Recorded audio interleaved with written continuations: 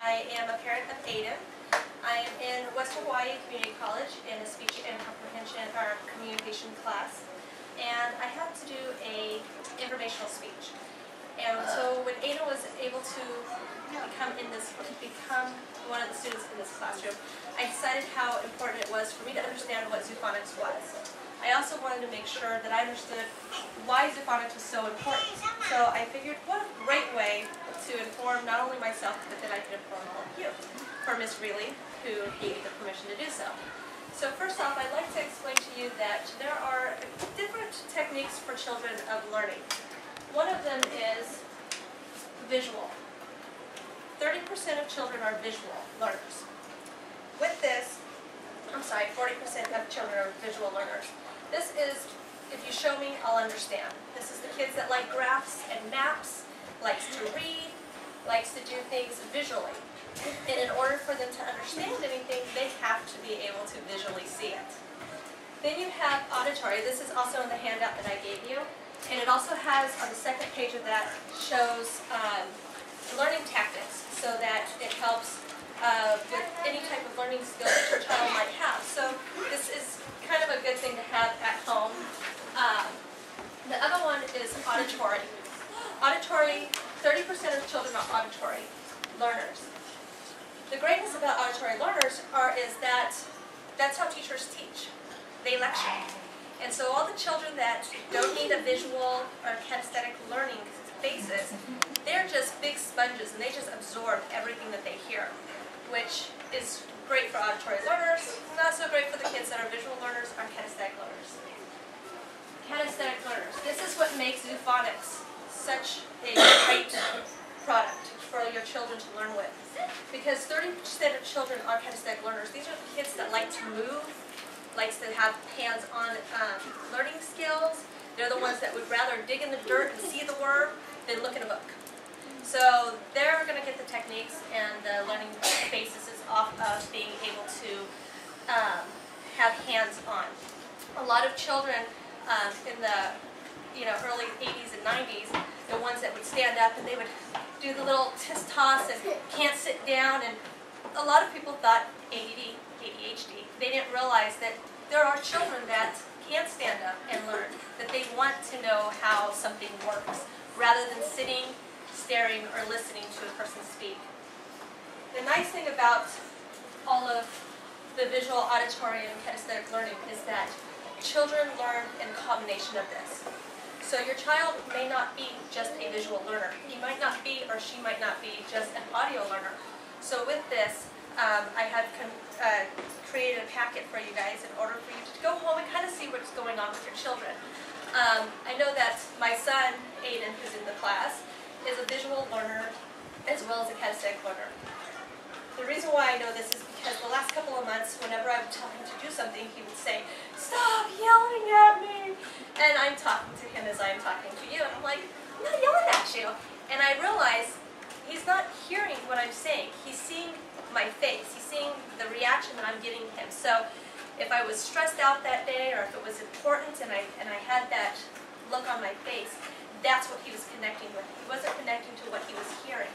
So when I try to read with him or go through things with him, I have to make sure that I keep my face very pleasant, and I have to make sure that my voice is very pleasant so that I don't tune off his audio from what he's visually seeing. So this is where it comes into phonics. Georgina Bradshaw, or Gigi, is the creator of phonics, along with her sister, who was also a co-designer of it. But what she did is, 20 years ago, she started using kinesthetic learning in her classrooms. And what that is she allowed them to manipulate the sounds of the letters with their eyes, their ears, their mouth, and their bodies. And this was the foundation of her teaching methods with spelling and with reading. And it did become the basis of phonics. So now we know how phonics works in the sense of how she pulled this together. I want to explain why it's important. When you are able to combine all three learning styles with phonics, you get the wonderful thing called signals.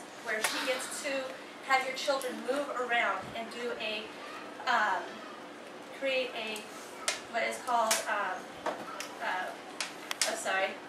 project movement. And so what this means is that she's actually connecting, your child is connecting his body with his mind. And when you do this, as we all know, riding a bicycle is a perfect example of this. Because you could ride a bike, your body and your mind come together, it becomes cement, and no matter how many times or how many years you go without riding a bike, you always know how to ride a bike. So this is the basis of how she created her learning techniques. With this, she also allowed the children to be creative. And with a creative learner, they become more ability to be inventive and creative, which then makes them want to learn.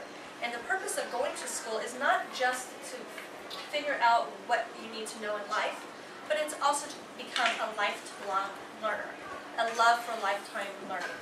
And with children being able to adapt to their surroundings and know what kind of learner they are, it allows this. And this is one of the things here at the school that Jessica really tries to input, is to create your children to have a lifetime learning of, or love for lifetime learning. So I would like to bring up Aiden, which is my son. Can you please come up here? If there is another child and their parent is here and would like to come up, I would like to see them as well.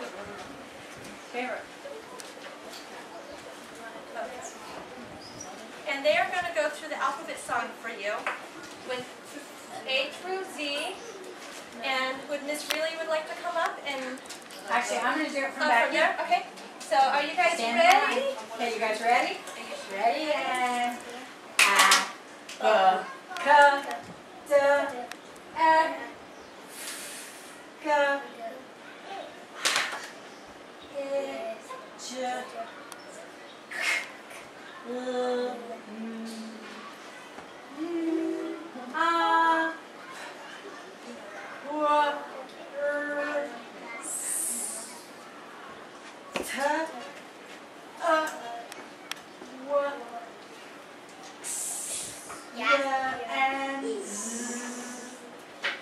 Good job.